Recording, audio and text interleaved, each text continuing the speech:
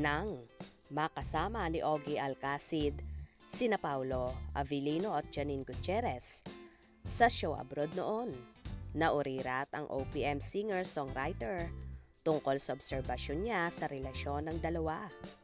Ani Ogie, masasabi raw niya na talagang magjowa na ang showbiz couple dahil sa kanilang closeness. Lately naman, may kibitzers na nang uurot na kesyo hiwalay na umano ang paunin. Isa raw di umanong pruweba nito ay ang pag-attend nila ng solo at di pagpapansinan sa nakaraang ABS-CBN Ball.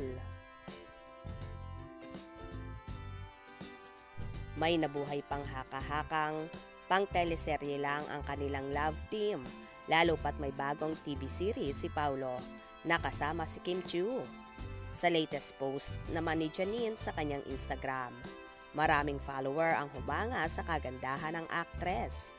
May mga nang-iinganyo pa ritong sumali na umano sa beauty pageant, lalo pat para sa kanila ay malaki ang pag-asa nito. May nang intriga namang netizen kay Janine kung hiwalay na ito kay Paulo. Say ng netizen, are you still close with Paulo Avellino? Or it fades away too soon? May mga nagtagpa kay Paulo Avellino para pansinin ang alindog ng dating napabalitang girlfriend.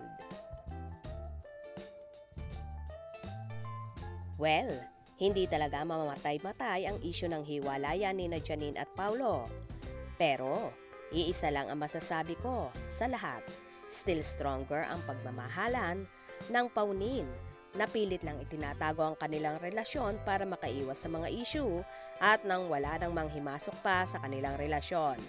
Ang isa pang katibayan ay noong nasa ABS-CBN Ball sila ay magkatabi sila sa isang table.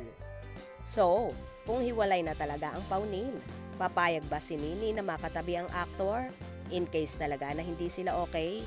Kaya wag na nating entregahin pa ang dalawa. Basta solid ang pagmamahala nila kahit hindi sila malimit makitang magkasama on and off sa kamera. Gets nyo ba? Kaya naman tumutok at wag na wag pahuhuli sa mga maiinit na kaganapan, especially sa paunin updates. Mga ka-scoop, anong inyong magiging reaction sa bidyong ito? Comment below.